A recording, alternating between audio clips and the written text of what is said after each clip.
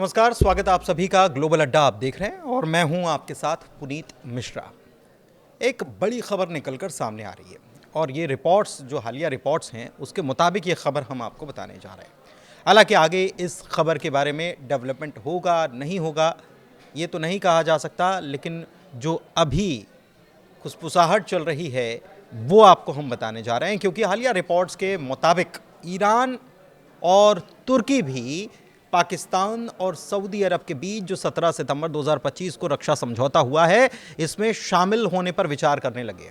ये pact Israel के Qatar पर हमले यानी कि 9 सितंबर 2025 को हमला हुआ था उसके बाद एक क्षेत्रीय चिंताओं को लेकर ये किया गया। और कब किया गया ये आपको मालूम है कि इमरजेंसी समिट जो बुलाया गया था उसके अगले दिन खबर आती है और अब इसे इस्लामिक नेटो या अरब नेटो के रूप में भी देखा जा रहा है।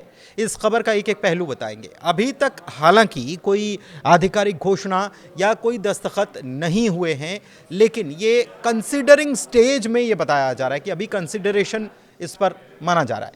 ये तो आपको पता ही है कि पाकिस्तान और सऊदी के बीच पैक्ट हुआ है और ये पैक्ट 17 सितंबर 2025 को रियाद में सऊदी के क्राउन प्रिंस मोहम्मद बिन सलमान और पाकिस्तान के प्रधानमंत्री शहबाज शरीफ के दस्तखत के बाद किया गया, जिसमें पैक्ट ये कहता है कि किसी एक देश पर हमला दोनों पर हमला माना जाएगा और इसमें पाकिस्तान की न्यूक्लियर क्षमताओं को इनडायरेक्ट इशारा भी मिलता है।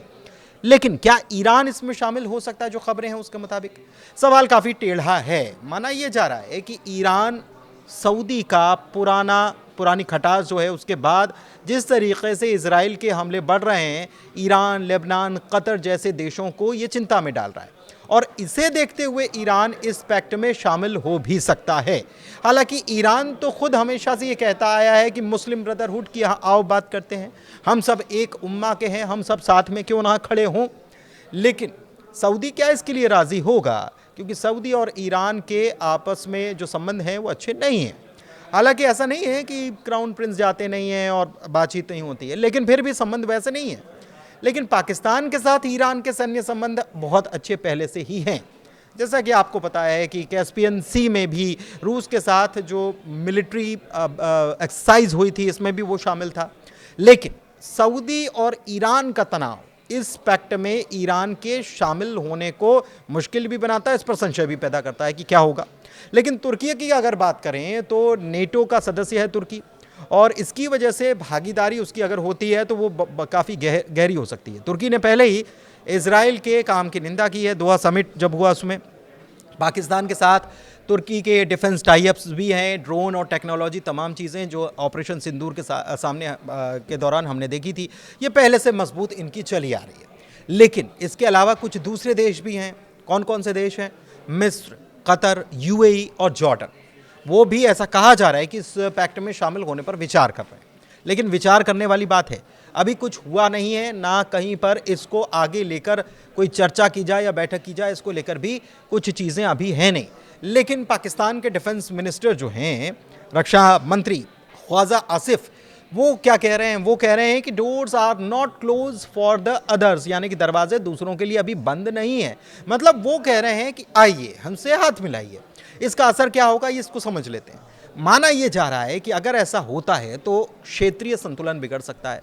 भारत पाकिस्तान का प्रतिद्वंद्वी है और इजराइल, दोनों की ही चिंता इससे बढ़ सकती है। भारत और इजराइल दोनों की फिक्र चिंता बढ़ सकती है। दूसरी तरफ न्यूक्लियर डिटरेंस का भी असर होने वाला है, क्योंकि पाकिस्तान की 170 प्लस न्यूक्लियर वॉरहेड्स जो हैं, माना जा रहा है कि अगर ऐसा हो जाएगा तो मिडिल ईस्ट में फैल सकती हैं। लेकिन अभी इसे लेकर कोई भी औपचारिक बैठक या कोई टाइमलाइन तय नहीं की गई है कि आगे कब बैठेंगे। लेकिन जो जानकार हैं वो ये कहते हैं इस मामले को लेकर कि ज़मीन पर काम होने से ज़्यादा इसकी हाइप ज़्यादा क्रिएट की जा रही है, हवा बनाया जा रहा है। इसके पीछे सऊदी और ईरान दोनों का एक दूसरे को पसंद ना करना सबसे अहम वजह बताई जा रही है। सोशल मीडिया पर भी इसको लेकर खूब चर्चाएं हो रही हैं। तमाम लोग अपनी अपनी प्रतिक्रिया दे रहे हैं। कुछ लोग इसे मुस्लिम उम्मा की एकता बता रहे हैं तो कुछ कह रहे हैं कि ये पॉसिबल ही नहीं है, यानी कि ये हो नहीं सकता है। अब देखिए, सऊदी जो है पहले से पैक्ट में शामिल हो गया 17 तारीख को, और इसके पीछे कारण क्या था? इजराइल के हमले से उसको एक डर भी है, क्योंकि दोहा में अटैक हुआ तो क्या सऊदी दूर है क्या? दूसरी तरफ पाकिस्तान एक न्यूक्लियर ताकत भी है और सऊदी ये खुद चाहता है, कहीं ना कहीं ख्वाहिश उसकी है, तमन्ना है कि उसके पास भी न्यूक्लियर हथियार तो हो। भले ही वो इसे मानता ना हो या कभी भीतर ही भीतर उसकी हसरत तो कुछ ऐसी है, भले ही उसने खुलकर कभी कहा नहीं हो। ऐसे में पाकिस्तान से पैक्ट होने के बाद न्यूक्लियर पावर का भी उसे फायदा मिलेगा, ऐसा माना जा रहा है। दूसरी तरफ अगर ईरान की बात कर लें तो ईरान भी विचार ज़रूर कर रहा है, लेकिन उसका सऊदी से तनाव भी जग जाहिर है। तो क्या उसे ऐसे में वो इसमें पैक्ट में शामिल हो सकता है? तुर्की की बात कर ले तो इस पैक्ट में शामिल होने पर तुर्की विचार करने की उसकी बात सामने आई है, क्योंकि पाकिस्तान से बहुत नज़दीकी है। तुर्की पहले से ही नाटो का मेंबर है। दूसरी तरफ तुर्की ने गज़ा पर इसराइल की जो एक्शन हुआ है, इसके साथ ही कतर के दोहा में इसराइल की तरफ से जो अटैक हुआ है, इसकी निंदा की है। और तो और तुर्की ने इसराइल पर प्रतिबंध लगाने का भी काम किया है, और तुर्की कहता है कि हम एकमात्र हैं जिन्होंने सख्त कदम उठाए। इसराइल की ऑफिशियल फ्लाइट्स के लिए एयर स्पेस बंद करने का भी काम तुर्की ने किया है। बीते दिनों हमने इसको लेकर एक खबर बताई थी। इसके अलावा तुर्की वो देश है जिसने अपने जहाज़ों को इसराइल के बंदरगाहों पर जाने से रोक दिया है, झंडे लगे जहाज़ नहीं जाएंगे, और अपने बंदरगाह भी इसराइली जहाज़ों के लिए बंद कर दिए हैं। इतना ही नहीं, तुर्की के पाकिस्तान से जो ताल्लुकात हैं बहुत मीठे हैं, और तो और तुर्की भी यही हसरत रखता है। पहले जैसा ऑटोमन उसका एम्पायर हुआ करता था, अब भी उसकी ताकत कुछ वैसी ही बन जाए। वो बार बार अर्दोगन जो हैं वो बार बार इसका जिक्र करते हैं, यानी कि वही न्यूक्लियर ताकत हासिल करने जैसी हसरत। मिस्र की अगर बात करें तो मिस्र के अब्देल फतह अल सीसी जो हैं इस बात को लेकर फिक्रमंद हैं कि अगर गाज़ा को इसराइल खाली करा देता है तो कहीं गाज़ा के लोगों को विस्थापित मिस्र में ना किया जाए, जबरन मिस्र में विस्थापित ना किया जाने लगे। तो इसलिए वहाँ पर उन्होंने इसको लेकर हमने खबर बताई कि इसलिए मिस्र की जो सीमा है, इसराइल से लगने वाली जो सीमा है, वहाँ पर तैनाती जो है वो सेना की बढ़ा दी गई।